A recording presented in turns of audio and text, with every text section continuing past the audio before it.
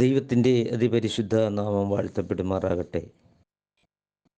കൃപയാൽ വീണ്ടും JCNDSD അഥവാ യേശുക്രിസ്തുവിൻ്റെ പുതിയ നിയമരക്ഷയുടെ ഉപദേശം എന്ന വാട്സാപ്പിലും യൂട്യൂബിലും ഫേസ്ബുക്കിലും നിത്യജീവ മൊഴികൾ എന്ന പ്രസംഗ പരമ്പരയിൽ ഒരു പ്രാവശ്യവും കൂടി കടന്നു വരുവാൻ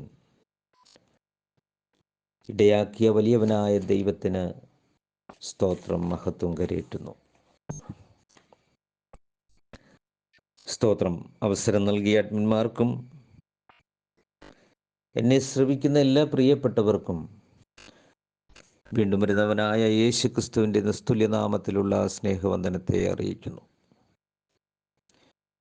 കർത്താവായ യേശുക്രിസ്തുവിൻ്റെ വരവേറ്റവും ആസന്നമായിരിക്കുന്ന ഈ കാലയളവിൽ ലോകസംഭവങ്ങൾ നമ്മളെ വിളിച്ചറിയിക്കുമ്പോൾ കർത്താവിൽ പ്രത്യാശയുള്ളവരായി നിലനിൽക്കുവാൻ ദൈവം നമ്മളെ ഓരോരുത്തരെയും സഹായിക്കുമാറാകട്ടെ. കഴിഞ്ഞ എപ്പിസോഡുകളിൽ സ്നാനം എന്ന വിഷയത്തെ ആധാരമാക്കി നാം ചിന്തിച്ചു വരികയാണല്ലോ. ഏകസത്യ ദൈവത്തെക്കുറിച്ചും യേശുക്രിസ്തുവിൻ്റെ നാമത്തെക്കുറിച്ചും നാമത്തിലുള്ള സ്നാനത്തെപ്പറ്റിയും നാം ചിന്തിച്ചു വരുന്നു. സ്നാനം ഒരു മുൻകുറി എന്നും ദൈവത്തിൻ്റെ നീതി ആണ് എന്നും നാം ചിന്തിച്ചു. തുടർന്ന് സ്നാനങ്ങളെക്കുറിച്ചുള്ള ഉപദേശത്തെക്കുറിച്ച് പഠിക്കുകയാണല്ലോ. അതിൽ മരിച്ചവർക്ക് വേണ്ടിയുള്ള സ്നാനം, മോശയോട് ചേരുവാനുള്ള സ്നാനം, മാനസാന്തര സ്നാനം എന്ന വിഷയം അല്പമായി ചിന്തിച്ചു. തുടർന്ന് നാം ഉപയോഗിക്കാത്ത സ്നാനം, നാമം ഉപയോഗിക്കുന്ന സ്നാനം, സർവനാമം അല്ലെങ്കിൽ സ്ഥാനനാമം ഉപയോഗിക്കുന്ന സ്നാനം എന്നിവയെക്കുറിച്ച് അല്പമായി ചിന്തിച്ചു. തുടർന്ന് ദൈവവചനം എങ്ങനെ പഠിക്കണമെന്നുള്ള വിഷയത്തെ ആസ്പദമാക്കി നാം നിഴൽ അല്ലെങ്കിൽ രൂപം, സ്വരൂപം, സാക്ഷാൽ സ്വരൂപം എന്നിവയെ ആസ്പദമാക്കി നിഴൽ എന്ന വിഷയത്തെ ചിന്തിച്ചു വരുന്നു. പൊരുളായ ക്രിസ്തുവിൽ നിഴലായി എങ്ങനെയാണ് പഴയ നിയമം നിൽക്കുന്നത് എന്ന് നമ്മൾ ചിന്തിക്കുകയുണ്ടായി. എബ്രായലേഖനം അതിൻ്റെ 10-ാം അധ്യായം 1 മുതൽ വരുവാനിരുന്ന നന്മയുടെ നിഴലായത് സാക്ഷാൽ സ്വരൂപമല്ലായികയാൽ സ്തോത്രം എന്നുള്ളതായ വചനത്തെ ആസ്പദമാക്കി നാം ചിന്തിച്ചു വരികയാണല്ലോ. മുൻകുറിയായ നോഹയുടെ കാലത്ത് നിഴലായി നിലനിൽക്കുന്ന അല്ലെങ്കിൽ വ്യക്തമല്ലാത്ത വിധത്തിൽ പുതിയ നിയമ സത്യത്തെക്കുറിച്ച് ചിന്തിച്ച് നാം വരുന്നു. നോഹയുടെ കാലം 1 പത്രോസ് 3:20 പ്രകാരം സ്തോത്രം മുൻകുറിയായ സ്നാനമാണ് അതിൽ രേഖപ്പെടുത്തിയിരിക്കുന്നത്. അതുമാത്രമല്ല, അനേക വിഷയം അതിൽ അടക്കം ചെയ്തിരുന്നു എന്ന് നാം ചിന്തിച്ചു. അപ്പോസ്തല പ്രവൃത്തി 8-ാം അധ്യായം 26 തൊട്ട് 40 വരെയും ഷണ്ഡനെയും പീലിപ്പോസിനെയും കുറിച്ച് നമുക്ക് കാണുവാൻ കഴിയും. ഷണ്ഡൻ 53-ാം അധ്യായം യെശയ്യാപ്രവചനം വായിച്ചു കൊണ്ടിരിക്കുമ്പോൾ ദൈവത്തിൻ്റെ ആത്മാവ് പീലിപ്പോസിനോട് ചേർന്ന് നടന്ന് അവനെ സത്യത്തിലേക്ക് നയിക്കണമെന്നുള്ള ദൈവത്തിൻ്റെ ഇഷ്ടപ്രകാരം നീ വായിക്കുന്നത് എന്തെന്ന് നിനക്ക് മനസ്സിലാകുന്നുണ്ടോ എന്ന് ചോദിച്ചപ്പോൾ ഒരു പൊരുൾ തിരിക്കാതെ എങ്ങനെ മനസ്സിലാകും എന്ന് പറഞ്ഞു. അങ്ങനെ അതൊരു പൊരുൾ തിരിച്ച് കഴിയുമ്പോൾ ഇതാ വെള്ളം സ്നാനപ്പെടുന്നതിൽ എന്ത് വിരോധം എന്ന് പറയുന്നതായി കാണാം. വളരെ ശ്രദ്ധയോടുകൂടെ നിങ്ങൾ വായിക്കുക. അപ്പോൾ അല്പജനം എന്ന് പറഞ്ഞാൽ 8 പേർ വെള്ളത്തിൽ കൂടെയുള്ള രക്ഷ എന്നുള്ള വിഷയം നാം അറിയേണ്ടതുണ്ട്. കാരണം സ്നാനം വേണ്ട, സ്നാനം അഥവേ വേണമെങ്കിൽ അത് ശിശുവായി സ്നാനമായിരിക്കാം, കൊടിക്കീഴിലായിരിക്കാം, അല്ലെങ്കിൽ സ്തോത്രം, പരിശുദ്ധാത്മാവിലുള്ള സ്നാനം മതി എന്നൊക്കെയും പഠിപ്പിക്കുന്ന ധാരാളം പഠനങ്ങൾ ഉള്ളതുകൊണ്ട് സത്യത്തിൻ്റെ പരിജ്ഞാനത്തിലേക്ക് എത്തുവാൻ ദൈവം നമ്മളെ ഈ തിരുവചനങ്ങൾ സഹായിക്കട്ടെ. അപ്പോസ്തലന്മാർ സുവിശേഷം പ്രസംഗിച്ച ഇടങ്ങളിലെല്ലാം യേശുക്രിസ്തുവിൻ്റെ നാമത്തിലുള്ള സ്നാനം സ്തോത്രം വ്യക്തമായി എഴുതിയിരിക്കുന്നതായി കാണാൻ കഴിയും. യോവേൽ പ്രവാചകൻ പറയുന്നത് പ്രകാരം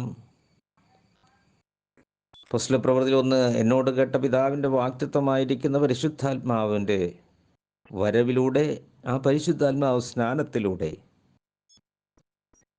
ദൈവത്തിൻ്റെ ആത്മാവ് നൽകിയ ഉപദേശം സ്തോത്രം അപ്പോസ്തലപ്രവൃത്തി 2-ാം അധ്യായത്തിൽ അവർ സ്വീകരിക്കുന്നതായി കാണാൻ കഴിയും.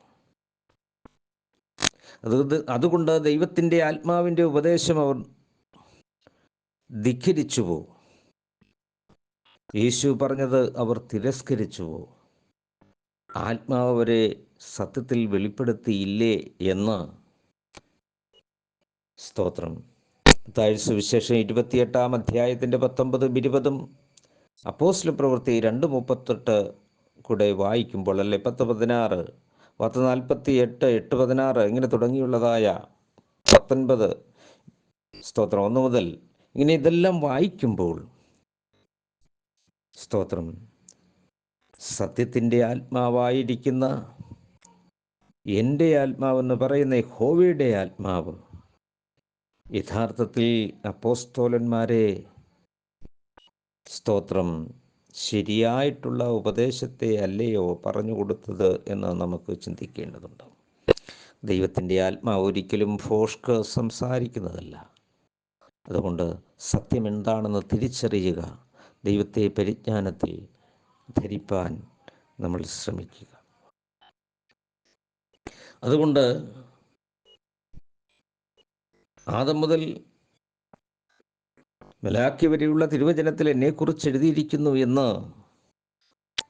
കർത്താവായ യേശുക്രിസ്തു പറയുകയുണ്ടായി. സ്തോത്രം. അതുകൊണ്ട് ക്രിസ്തു നിഴലായി നിൽക്കുന്നു എന്നുള്ളതാണ് പഴയ നിയമത്തിൽ. അപ്പോൾ നമ്മൾ പറഞ്ഞു വന്നത് നിഴൽ എന്നത് വ്യക്തമായിരുന്നില്ല എന്നുള്ളതാണ്. അത് അവ്യക്തതയോടുകൂടെ നിന്നു എന്നാണ്. അതാണ് യോഹന്നാന്റെ സുവിശേഷത്തിൽ 1-ാം അധ്യായത്തിൽ പറയുന്നത്, അവൻ ലോകത്തിലുണ്ടായിരുന്നു, ലോകമോ അവനെ അറിഞ്ഞില്ല. സ്തോത്രം. അതുകൊണ്ട് ലോകത്തിൽ അവൻ മുൻപേ ഉണ്ടായിരുന്നു, പക്ഷേ ലോകമോ അവനെ അറിഞ്ഞില്ല. സ്തോത്രം. അപ്പോൾ പലപ്പോഴും ദൈവത്തിൻ്റെ ആത്മാവ് സ്തോത്രം നിഴലായി പഴയ നിയമത്തിൽ രേഖപ്പെടുത്തിയിരിക്കുന്ന ക്രിസ്തുവിനെ കുറിച്ചുള്ള സത്യത്തെക്കുറിച്ച് ഇന്നും അനേകർക്കും ശരിയായ അവബോധം വന്നിട്ടില്ല എന്നുള്ളതാണ്. സ്തോത്രം. ഇന്നും യേശു ക്രിസ്തുവിൻ്റെ പുത്രത്വത്തിൽ അനേകർ നിൽക്കുകയാണ്. സ്തോത്രം. അതുകൊണ്ട് നമുക്ക് ശരിയായിരിക്കുന്നതായ ഒരു പഠനം ആവശ്യമാണ് എന്നുള്ളതാണ്. ഇപ്പോൾ എബ്രായ ലേഖനം 10-ാം അധ്യായത്തിൻ്റെ 1 മുതലും 13, 9, 8, കൊലോസ്യ ലേഖനം 2-ാം അധ്യായത്തിൻ്റെ 8, 16, 1, 26, ഗലാത്യ ലേഖനം 4, 10 സ്തോത്രം ഇതൊക്കെയും നിങ്ങൾ വായിക്കുക. പഴയ നിയമം ആചരിക്കുമ്പോൾ പ്രയോജനമില്ലാത്ത ഭോജന നിയമങ്ങളാണ് എന്ന് നമുക്ക് കാണുവാൻ കഴിയും. സ്തോത്രം. അതുകൊണ്ട് സത്യത്തിലേക്ക് നമ്മൾ കടന്നു വരണമെന്ന് ഓർമ്മപ്പെടുത്തുകയാണ്. യെശയ്യാപ്രവചനം 43-ാം അധ്യായത്തിൻ്റെ 13, 10 മുതൽ 13 വരെ വായിക്കുമ്പോൾ, യഹോവയുടെ അരുളപ്പാട് ഉണ്ടായത്, എനിക്ക് മുമ്പേ ഒരു ദൈവം ഉണ്ടായിട്ടില്ല, എൻ്റെ ശേഷമുണ്ടാകുകയുമില്ല. ഞാൻ തന്നെ യഹോവ, ഞാനല്ലാതെ ഒരു രക്ഷിതാവുമല്ല, ഞാൻ സത്യദൈവം തന്നെയാണ്, ഞാൻ തന്നെയാണ് ദൈവം, ഇന്നും ഞാൻ അനന്യൻ തന്നെ എന്ന് എഴുതിയിരിക്കുന്നു. യെശയ്യാപ്രവചനം 48:12 ഞാൻ അനന്യൻ, ഞാൻ ആദ്യനും ഞാൻ അന്ത്യനുമാകുന്നു എന്ന് എഴുതിയിരിക്കുന്നു. 44:6 വെളിപ്പാട് പുസ്തകം 1-ാം അധ്യായത്തിൻ്റെ 17 നാം വായിച്ച് ശോധന ചെയ്യുക. അപ്പോൾ വരുവാൻ്റെ നന്മയുടെ നിഴലിലായത് സാക്ഷാൽ സ്വരൂപമല്ലാത്തത് സത്യമെന്ന ക്രിസ്തു ഇവിടെ നിൽക്കുമ്പോൾ നിഴലായി നിൽക്കുന്ന പഴയ നിയമത്തിൽ സ്തോത്രം യേശുവിനെ കുറിച്ച് കൊടുത്തിരുന്നു. പക്ഷേ അത് നിഴലായി നിൽക്കുന്നു. എന്നാൽ നാം ഇന്ന് ചിന്തിക്കുന്നത് അതല്ല. നമ്മളപ്പോൾ നിഴലായി നിൽക്കുന്നത് ആദ്യം തുടങ്ങി നമുക്ക് നിഴലായിരിക്കുന്ന വിശകലനമായ പഠനത്തിന് നമുക്ക് ക്രിസ്തു പ്രവചനങ്ങളെ ആധാരമാക്കി നമുക്ക് ചിന്തിക്കേണ്ടതാണ്. സ്തോത്രം ദൈവത്തെ ആരും ഒരു നാളും കണ്ടിട്ടില്ല എന്നാണ്. സ്തോത്രം അപ്പോൾ അവൻ്റെ മടിയിലിരിക്കുന്ന ഏകജാതനായ പുത്രനാണ് വെളിപ്പെടുത്തിയിരിക്കുന്നത്. അപ്പോൾ രണ്ടാമത് നാം ചിന്തിച്ചു വരുന്നത് രൂപം എന്നുള്ളതാണ്. എബ്രായ ലേഖനം അതിൻ്റെ 2-ാം അധ്യായത്തിൻ്റെ 14 വായിക്കുമ്പോൾ മക്കൾ ജഡരക്തങ്ങളോട് കൂടിയവർ ആകൊണ്ട് അവനും അവരെ പോലെ ജഡരക്തങ്ങളോട് കൂടിയവനായി. അപ്പോൾ മക്കൾ ജഡരക്തങ്ങളോട് കൂടിയവർ ആകൊണ്ട് സ്തോത്രം മരണത്തിൻ്റെ അധികാരിയായ പിശാചിനെ തൻ്റെ മരണത്താൽ നീക്കി. അങ്ങനെ നമുക്ക് ആ വാക്യം ശരിക്കും നാം പഠിക്കുമ്പോൾ സ്തോത്രം മക്കൾ ജഡരക്തങ്ങളോട് കൂടിയവരാകൊണ്ട് അവനും അവരെ പോലെ ജഡരക്തങ്ങളോട് കൂടിയവനായി. സ്തോത്രം ദൈവത്തെ ആരും ഒരു നാളും കണ്ടിട്ടില്ല. സ്തോത്രം ആ ദൈവത്തെ കണ്ട് ജീവനോടിരിപ്പാനും കഴിയുകയില്ല. ധന്യനായ ഏകാധിപതിയും രാജാതിരാജാവും കർത്താവും താൻ മാത്രം അമർത്യതയുള്ളവനും അടുത്തുകൂടാത്ത വെളിച്ചത്തിൽ വസിക്കുന്നവനും മനുഷ്യർ കാണാത്തവനും കാണാൻ കഴിയാത്തവനുമാണ്. അപ്പോൾ നാം മനസ്സിലാക്കണം സ്തോത്രം അപ്പോൾ എന്തുകൊണ്ടാണ് മക്കൾ ജഡരക്തങ്ങളോട് കൂടിയവരാണ്? അപ്പം ദൈവത്തിൻ്റെ സ്തോത്രം രക്ഷാപദ്ധതി പ്രകാരം ദൈവം സ്തോത്രം വേഷത്തിൽ മനുഷ്യനായി തീരുകയാണ്. ഫിലിപ്പിയ ലേഖനം 2-ാം അധ്യായത്തിൻ്റെ 6 മുതൽ നാം വായിക്കുമ്പോൾ സ്തോത്രം നമുക്ക് അവിടെ കാണുവാൻ കഴിയും. ഫിലിപ്പിയ ലേഖനത്തിലേക്ക് കടന്നു വരുമ്പോൾ അവിടെ എഴുതിയിരിക്കുന്നത് ഇങ്ങനെയാണ് അവൻ ദൈവരൂപത്തിലിരിക്കെ. സ്തോത്രം അവൻ എങ്ങനെയാണ്? ദൈവരൂപത്തിലിരിക്കെ ദൈവത്തോടുള്ള സമത്വം മുറുകെ പിടിച്ചുകൊള്ളണമെന്ന് വിചാരിക്കാതെ. സ്തോത്രം അപ്പോൾ ഇവിടെ ഫിലിപ്പിയ ലേഖനം അതിൻ്റെ 2-ാം അധ്യായത്തിൻ്റെ 6 മുതൽ വായിക്കുമ്പോൾ അവൻ ദൈവരൂപത്തിലിരിക്കെ ദൈവത്തോടുള്ള സമത്വം മുറുകെ പിടിച്ചുകൊള്ളണമെന്ന് വിചാരിക്കാതെ ദാസരൂപമെടുത്തു, മനുഷ്യ സാദൃശ്യത്തിലായി, തന്നെത്താൻ ഒഴിച്ചു, വേഷത്തിൽ മനുഷ്യനായി വിളങ്ങി, തന്നെത്താൻ താഴ്ത്തി, മരണത്തോളം, ക്രൂശിലെ മരണത്തോളം തന്നെ അനുസരണമുള്ളവനായി തീർന്നു. മക്കൾ ജഡരക്തങ്ങളവരോട് കൂടിയവരാകൊണ്ട് സ്തോത്രം. അവൻ, ഹല്ലേലൂയ, സ്തോത്രം, ദൈവമായിരിക്കുന്നവൻ, അവൻ പണ്ടേ ഉള്ളവൻ. സ്തോത്രം. അവൻ, ഹല്ലേലൂയ, ആദ്യനും അന്ത്യനുമായവൻ. സ്തോത്രം. സകലത്തിൻ്റെയും സൃഷ്ടാവായവൻ എന്തു ചെയ്തു? വേഷത്തിൽ മനുഷ്യനായി വിളങ്ങി. സ്തോത്രം. അതുകൊണ്ട് ഉൽപ്പത്തി പുസ്തകം 3-ാം അധ്യായത്തിൻ്റെ 15 മുതൽ കന്യക ഗർഭിണിയായ ഒരു മകനെ പ്രസവിക്കും. സ്തോത്രം. അതുകൊണ്ട് ഹല്ലേലൂയ, അവൻ, സ്തോത്രം,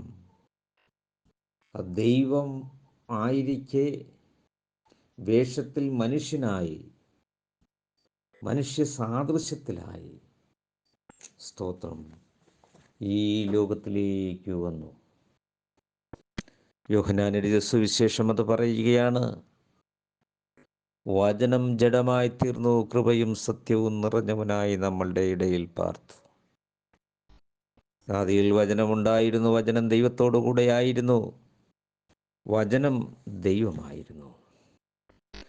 ആ വചനമായിരിക്കുന്നവൻ, സ്തോത്രം, ദൈവമെന്ന ആ സമത്വം മുറുകെ പിടിച്ചുകൊള്ളണമെന്ന് വിചാരിക്കാതെ വേഷത്തിൽ മനുഷ്യനായി, സ്തോത്രം, അവൻ ക്രൂശിലെ മരണത്തോളം എന്ന് നാം ഇവിടെ വായിക്കുന്നു. സ്തോത്രം. അതുകൊണ്ട് പ്രിയരെ, ആ ദൈവിക രൂപമാണ് ഉൽപ്പത്തി പുസ്തകം 1-ാം അധ്യായത്തിൻ്റെ 26-ഉം 27-ഉം നാം വായിക്കുന്നത്. മനുഷ്യനെ ദൈവത്തിൻ്റെ സാദൃശ്യത്തിലും സ്വരൂപത്തിലും സൃഷ്ടിച്ചു എന്നെഴുതിയിരിക്കുന്നു. അത് കർത്താവായ യേശു ക്രിസ്തുവിനെ നിഴലായി നിൽക്കുന്നു. അതുകൊണ്ടാണ് ഒന്നാമത്തെ ആദമെന്നും രണ്ടാമത്തെ ഒടുക്കത്തെ ആദമെന്നൊക്കെയും അവിടെ എഴുതിയിരിക്കുന്നത്. ആ സൃഷ്ടിയോട് അനുരൂപമായി, ആ വേഷത്തിൽ അദൃശ്യനായ ദൈവം ദൃശ്യനായി, വചനം ജഡമായി തീർന്നു. ആദിയിൽ വചനമുണ്ടായിരുന്നു, വചനം ദൈവത്തോടുകൂടെ ആയിരുന്നു, വചനം ദൈവമായിരുന്നു. സ്തോത്രം. അവൻ ലോകത്തിലുണ്ടായിരുന്നു, ലോകമോ അവനെ അറിഞ്ഞില്ല. സ്തോത്രം. പ്രിയരെ, അതുകൊണ്ട് ഈ ഉൽപ്പത്തി പുസ്തകം 1-ാം അധ്യായത്തിൻ്റെ 26-27 യേശു ക്രിസ്തു, സ്തോത്രം, കൊലോസ്യ ലേഖനത്തിൽ വായിക്കുന്നത്, അവൻ അദൃശ്യനായ ദൈവത്തിൻ്റെ പ്രതിമയാണ്, പ്രതിരൂപമാണ്. മാത്രമല്ല സർവസൃഷ്ടിക്കും ആദ്യജാതനും ആകുന്നു. സ്തോത്രം. തുടർന്ന് വായിച്ചു വരുമ്പോൾ യേശു ക്രിസ്തു സൃഷ്ടിയല്ല, യേശു ക്രിസ്തു സൃഷ്ടാവാകുന്നു എന്ന് നമുക്ക് കാണാൻ കഴിയും. അപ്പോൾ നിഴലായി നിന്നത് അവ്യക്തമായിരിക്കുമ്പോൾ രൂപമല്ലെങ്കിൽ സ്വരൂപം എന്നുള്ളത് യേശു ക്രിസ്തുവിൻ്റെ ജഡാവതാരം മുതൽ മരണം അടക്കവരെയുള്ളതായ മനുഷ്യരൂപത്തോട് സാദൃശ്യപ്പെട്ട്,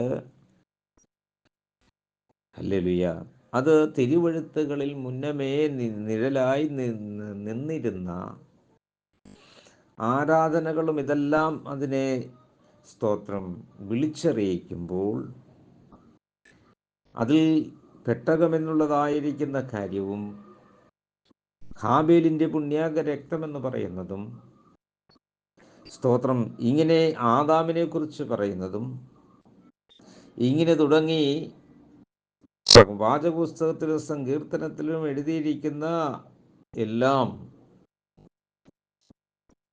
യേശുക്രിസ്തുവിന് നിഴലായി നിന്നിരുന്നു. അത് ശരിയായി അവർക്ക് വ്യക്തമായില്ല. എന്നാൽ വീണ്ടും, സ്തോത്രം, ആ നിയമത്തെ പിന്നിലാക്കിക്കൊണ്ട് ഏക മരണത്താൽ നിഴലായി നിന്ന യാഗങ്ങളെ നീക്കം ചെയ്തു. വരുവാനിരുന്ന നന്മയായിരിക്കുന്ന ക്രിസ്തുവിലൂടെ പുതിയതായ നിയമത്തെ സൃഷ്ടിച്ചു, നമുക്ക് നൽകി. അത് പൂർണ്ണമായി സ്തോത്രം യാഥാർത്ഥ്യമായിരുന്നില്ല. അത് പൂർണ്ണതയിലേക്ക് എത്തപ്പെട്ടിരുന്നില്ല. സ്തോത്രം. അപ്പോൾ കൊരിന്ത്യർ ലേഖനം അതിൻ്റെ 1 കൊരിന്ത്യർ 11:7, കൊലോസ്യ ലേഖനം 1:15 മുതൽ വായിക്കുക. സ്തോത്രം. 2 കൊരിന്ത്യർ 4:4 വായിക്കുക. ഉൽപ്പത്തി പുസ്തകം 1-ാം അധ്യായത്തിൻ്റെ 26, 27 ഇവയ്ക്കെയും വായിക്കുക. അപ്പോൾ യേശു ക്രിസ്തു ജഡത്തിൽ മനുഷ്യനായി, അതായത് ഉൽപ്പത്തി പുസ്തകം 1-ാം അധ്യായത്തിൻ്റെ 26, 27 ദൈവത്തിൻ്റെ സാദൃശ്യത്തിലും സ്വരൂപത്തിലും സ്തോത്രം ദൈവത്തിൻ്റെ പാപിയാകുന്ന മനുഷ്യനെ രക്ഷിപ്പാൻ ദൈവം ഒരുക്കിയ പദ്ധതി പ്രകാരം പഴയ നിയമത്തിൽ നിഴലായി നിന്ന രക്തം ചീന്തിയിട്ടുള്ള വിമോചനം എന്നുള്ളതായ ആ യാഗനിയമം യേശു ക്രിസ്തുവിൽ പൂർത്തീകരിക്കുകയാണ്. അതിനുശേഷം ഇനി അത് അങ്ങനെയുള്ളൊരു യാഗത്തിൻ്റെ ആവശ്യമില്ല. എന്നാൽ ഈ യാഗം എന്നുള്ളതായിരിക്കുന്ന വിഷയത്തോട് സ്തോത്രം അവൻ്റെ ജീവിതത്തെ തുലനപ്പെടുത്തിക്കൊണ്ട് മരണമടക്കം പുനരുത്ഥാനം എന്നുള്ളതായ വിഷയം അതിലെ ഏകീഭവിപ്പിച്ചുകൊണ്ട് സ്നാനവും തിരുവത്താഴവും നിലനിൽക്കുന്നു. പ്രിയരെ, അത് ദൈവത്തിൻ്റെ പദ്ധതിയാണ്. ഈ നിയമത്തിൽ സ്തോത്രം പഴയ നിയമത്തിൻ്റെ സത്യങ്ങളെ അടക്കം ചെയ്തിരിക്കുന്നു. അപ്പോൾ അതെല്ലാം എന്നെക്കുറിച്ചാണ് എഴുതിയിരിക്കുന്നത്. അതുകൊണ്ട് ദൈവത്തിൻ്റെ സാദൃശ്യത്തിലും സ്വരൂപത്തിലും സൃഷ്ടിക്കപ്പെട്ട ആദ്യത്തെ ആദാമായ മനുഷ്യനോട് സദൃശനായി ദൈവമെന്ന സമത്വം മുറുകെ പിടിച്ചുകൊള്ളണമെന്ന് വിചാരിക്കാതെ വേഷത്തിൽ മനുഷ്യനായി മനുഷ്യ സാദൃശ്യത്തിലായി. അതാണ് ദൈവത്തിൻ്റെ ദൃശ്യമായ രൂപം. ഏത് വിധത്തിൽ? മനുഷ്യനോടുള്ള ബന്ധത്തിൽ. മക്കൾ ജഡരക്തങ്ങളോട് കൂടിയവരാകൊണ്ട് സ്തോത്രം ഫിലിപ്പി ലേഖനത്തിൽ നമ്മൾ വായിക്കുകയുണ്ടായി. അപ്പോൾ മക്കളെന്താണ്? ജഡരക്തങ്ങളോട് കൂടിയവരാണ്. ഫിലിപ്പി ലേഖനത്തിൽ ഇങ്ങനെ വായിച്ചു, അവൻ ദൈവരൂപത്തിലിരിക്കെ ദൈവത്തോടുള്ള സമത്വം മുറുകെ പിടിച്ചുകൊള്ളണമെന്ന് വിചാരിക്കാതെ ദാസരൂപമെടുത്തു, മനുഷ്യ സാദൃശ്യത്തിലായി, തന്നെത്താൻ ഒഴിച്ചു, വേഷത്തിൽ മനുഷ്യനായി, തന്നെത്താൻ താഴ്ത്തി, മരണത്തോളം, ക്രൂശിലെ മരണത്തോളം തന്നെ അനുസരണമുള്ളവനായി തീർന്നു. സ്തോത്രം. അതുകൊണ്ട് സ്തോത്രം വചനത്തിലൂടെ അദൃശ്യനായ ദൈവത്തിൻ്റെ ദൃശ്യമായ രൂപമാണ് കർത്താവായ യേശു ക്രിസ്തു. ആ രൂപം സ്തോത്രം ഏദൻ തോട്ടത്തിൽ സൃഷ്ടിച്ച മനുഷ്യൻ്റെ രൂപം തന്നെയാണ് എന്നാണ് പറഞ്ഞത്. സ്തോത്രം. അതിനെക്കുറിച്ച് വിശകലനമായ ദൈവം സ്തോത്രം പറയുന്നത് എന്താണ് എന്നാണ്. സ്തോത്രം. അതുകൊണ്ട് ഈ മർമ്മം എന്ന് പറയപ്പെടുന്നത് പലർക്കും അത് മനസ്സിലാകുന്നില്ല, അന്ന് മനസ്സിലായിരുന്നില്ല എന്നൊക്കെയും നമുക്ക് കാണാൻ കഴിയും. 1 കൊലോസ്യ ലേഖനത്തിൻ്റെ 1-ാം അധ്യായത്തിൻ്റെ 26 വായിക്കുമ്പോൾ അത് പൂർവ്വകാലങ്ങൾക്കും തലമുറകൾക്കും മറഞ്ഞു കിടന്ന മർമ്മമെങ്കിലും ഇപ്പോൾ അവൻ്റെ വിശുദ്ധന്മാർക്ക് വെളിപ്പെട്ടിരിക്കുന്നു. അവരോട് ജാതികളുടെ ഇടയിൽ ഈ മർമ്മത്തിൻ്റെ മഹിമാധനം എന്തെന്നറിയിപ്പാൻ ദൈവത്തിന് ഇഷ്ടമായി. ആ മർമ്മം മഹത്വത്തിൻ്റെ പ്രത്യാശയായ ക്രിസ്തു നിങ്ങളിൽ ഇരിക്കുന്നു എന്നുള്ളത് തന്നെ. സ്തോത്രം. 2-ാം അധ്യായം ക്രിസ്തു എന്ന ദൈവം മർമ്മത്തിൻ്റെ പരിജ്ഞാനവും വിവേകപൂർണതയുടെ സമ്പത്തും പ്രാപിപ്പാൻ തക്കവണ്ണം സ്നേഹത്തിൽ ഏകീഭവിച്ചിട്ട് ഹൃദയങ്ങൾക്ക് ആശ്വാസം ലഭിക്കണമെന്ന് വെച്ച് ഞാൻ ഇത്ര വലിയ പോരാട്ടം കഴിക്കുന്നു എന്ന് നിങ്ങൾ അറിവാൻ ഞാൻ ഇച്ഛിക്കുന്നു. അവനിൽ ജ്ഞാനത്തിൻ്റെയും പരിജ്ഞാനത്തിൻ്റെയും നിക്ഷേപങ്ങളൊക്കെയും ഗുപ്തമായിട്ട് ഇരിക്കുന്നു. വശീകരണ വാക്കുകൊണ്ട് ആരും നിങ്ങളെ ചതിക്കാതിരിപ്പാൻ ഞാനിത് പറയുന്നു. സ്തോത്രം. അതുകൊണ്ട് പ്രിയരെ, വളരെ വളരെ ശ്രദ്ധാപൂർവം നാം ആയിരിക്കണം. അതുകൊണ്ട് ഇത് പൂർവ്വകാലങ്ങൾക്ക് മറഞ്ഞിരുന്നതാണ്, തലമുറകൾക്കും മറഞ്ഞു കിടന്ന മർമ്മമെങ്കിലും ഇപ്പോൾ വിശുദ്ധന്മാർക്ക് എന്ത് ചെയ്തു? വെളിപ്പെട്ടു. സ്തോത്രം. ആ വെളിപ്പാടാണ് സ്തോത്രം മഹത്വത്തിൻ്റെ പ്രത്യാശയായ ക്രിസ്തു എന്നത്. ഇതിനെയാണ് രൂപം അല്ലെങ്കിൽ പ്രതിമ അല്ലെങ്കിൽ സ്വരൂപം എന്ന് പറയുന്നത്. എന്താണ്? കുറച്ചും കൂടെ വ്യക്തത വന്നു. ഉൽപ്പത്തി പുസ്തകം 3-ാം അധ്യായത്തിൻ്റെ 15 മുതൽ വായിക്കുമ്പോൾ നമുക്ക് മനസ്സിലാകും. സങ്കീർത്തന പുസ്തകം നമ്മൾ വായിക്കുമ്പോൾ അതിനകത്ത് എഴുതിയിരിക്കുന്നു. യെശയ്യാ-പ്രവചനം അതിൽ വായിക്കുമ്പോൾ അതിൽ എഴുതിയിരിക്കുന്നു. ഇങ്ങനെ തുടങ്ങി നമുക്ക് സ്തോത്രം മിഖാ-പ്രവചനം തുടങ്ങി ഇങ്ങനെ തുടങ്ങി എല്ലാത്തിലും കുറച്ചുകൂടെ വ്യക്തമായി. അതാണ് ക്രിസ്തുയേശുവിനെ നിങ്ങളുടെ കൺമുൻപിൽ വരച്ചു വെച്ചിരിക്കുകയാണ്. സ്തോത്രം. ഈ തിരുവെഴുത്തുകളെല്ലാം നാം ഒന്ന് പരിശോധിക്കുക. യേശു ക്രിസ്തുവിൻ്റെ ജനനസമയത്ത് തന്നെ അവർ ഉടനെ എടുത്ത് എവിടെയാണ് യഹൂദന്മാരുടെ രാജാവായി പിറന്നവൻ എവിടെ ജനിക്കുമെന്ന് നോക്കുക. അവർ പുസ്തകത്തിലാണ് അന്വേഷിച്ചത്. അവൻ്റെ നക്ഷത്രം ഞങ്ങൾ കിഴക്ക് കണ്ടു, അവൻ്റെ പുസ്തകത്തിൽ എഴുതിയിട്ടുണ്ട്. അപ്പോൾ ഇതെല്ലാം യേശു ക്രിസ്തുവിന് സ്തോത്രം എന്ന രൂപത്തെ പ്രതിരൂപത്തെ വ്യക്തമാക്കുന്നു.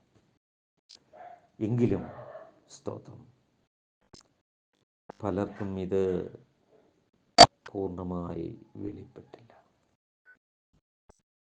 അങ്ങനെയായിരുന്നുവെങ്കിൽ തേജസ്സിൻ്റെ കർത്താവിനെ അവർ ക്രൂശിക്കുകയില്ലായിരുന്നു. സ്തോത്രം. അപ്പോൾ യേശു ക്രിസ്തുവിൻ്റെ പുത്രത്വം എന്നതായ പ്രതിമ അല്ലെങ്കിൽ രൂപം അല്ലെങ്കിൽ പ്രതിരൂപം എന്നുള്ള വിഷയം നാം അല്പമായി ചിന്തിച്ചു. വിശകലനമായ പഠനത്തിന് നമുക്ക് ഉൽപ്പത്തി മുതൽ വെളിപ്പാട് വരെയും നമുക്ക് ക്രിസ്തു എങ്ങനെ നിഴലായും പിന്നെ ഇച്ചിരൂടെ വ്യക്തമായ രൂപമായും എങ്ങനെയാണ് അതിൽ വരച്ച് കാട്ടിയിരിക്കുന്നത് എന്ന് നാം മനസ്സിലാക്കണം. എന്നാൽ ഇനി വീണ്ടും സ്തോത്രം നമുക്ക് പൂർണ്ണതയിലേക്ക് എത്തണം. ഇത് രണ്ടും പൂർണ്ണതയും അപൂർണതയുമൊക്കെ ഉള്ളതെല്ലാം ഇതിനകത്ത് വെളിപ്പെടുത്തിയിരുന്നു എങ്കിലും ശരിയായി അവർക്ക് വെളിപ്പെട്ടു വന്നില്ല. സ്തോത്രം. അതുകൊണ്ടാണ് 1 പത്രോസ് ലേഖനത്തിൽ അവരിലുള്ള ക്രിസ്തുവിൻ്റെ ആത്മാവ് എന്നെഴുതിയിരിക്കുന്നത്. സ്തോത്രം. ഈ രക്ഷയെക്കുറിച്ച് അവരെല്ലാവരും ആരാഞ്ഞന്വേഷിച്ചിരുന്നു. പക്ഷേ 1 പത്രോസ് 1:10-11 വാക്യങ്ങൾ നിങ്ങൾ വായിക്കുക. നിങ്ങളതിനെ വായിച്ച് ഗ്രഹിക്കുക. അവരിലുള്ള ക്രിസ്തുവിൻ്റെ ആത്മാവാണ്. അവൻ ലോകത്തിലുണ്ടായിരുന്നു, ലോകമോ അവനെ അറിഞ്ഞില്ല. അപ്പോൾ അവിടെ അവനെങ്ങനെയാണ് ആത്മാവായിട്ടാണ് നിലകൊണ്ടത്. സ്തോത്രം. അവൻ ലോകത്തിലുണ്ടായിരുന്നു, എന്നാൽ അവൻ ജഡം ധരിച്ചപ്പോൾ, ഒരു രൂപം സ്വീകരിച്ചപ്പോൾ, അത് മനുഷ്യനോടുള്ള ബന്ധത്തിൽ, ആദമിനോടുള്ള ബന്ധത്തിൽ, സ്തോത്രം, മനുഷ്യനെ രക്ഷിപ്പാൻ ദൈവം എന്ന സമത്വം മുറുകെ പിടിച്ചു കൊള്ളണമെന്ന് വിചാരിക്കാതെ വേഷത്തിൽ മനുഷ്യനായി ദാസരൂപമെടുത്തു, തന്നെത്താൻ താഴ്ത്തി ക്രൂശിലെ മരണത്തോളം. അതാണ് ദൈവത്തിൻ്റെ സാദൃശ്യവും സ്വരൂപവും. അത് കർത്താവായ യേശുക്രിസ്തു അത്രേ. എന്നാൽ പൂർണ്ണതയിലേക്ക് അവരെത്തി. സ്തോത്രം. ഇനി നമുക്ക് പൂർണ്ണതയുള്ള ദൈവഹിതമിനെന്ന് തിരിച്ചറിഞ്ഞ് സാക്ഷാൽ സ്വരൂപം എന്ത് എന്ന് അടുത്ത ദിവസം ചിന്തിക്കാം. അതിനുശേഷം ദൈവവചനം എങ്ങനെയൊക്കെ എല്ലാം പഠിക്കണം എന്ന വിശകലനമായ ഒരാഴമായ പഠനത്തിലൂടെ ചെന്ന ശേഷം നമുക്ക് സ്നാനങ്ങളെ ബാക്കിയുള്ളത് ചിന്തിക്കാം. അപ്പോഴാണ് സ്തോത്രം അപ്പോസ്തല പ്രവൃത്തി 2:38 സ്നാനവും, മത്തായിയുടെ സുവിശേഷം 28:19, 20, സ്തോത്രം അപ്പോസ്തല പ്രവൃത്തി 8:16, 10:48, 19, 1 മുതൽ 5 വരെയൊക്കെയുള്ളതായ ആ വിഷയത്തിൻ്റെ ഗൗരവം നമുക്ക് മനസ്സിലാകും. സ്തോത്രം. സത്യത്തിൻ്റെ പരിജ്ഞാനത്തിലേക്ക് എത്തുവാൻ ദൈവം നമ്മളെ ഈ വചനങ്ങളാൽ അനുഗ്രഹിക്കുമാറാകട്ടെ. ആമേൻ. യേശുവേ നന്ദി, യേശുവേ നന്ദി. എല്ലാവരെയും സമൃദ്ധമായി അനുഗ്രഹിക്കുമാറാകട്ടെ. ആമേൻ.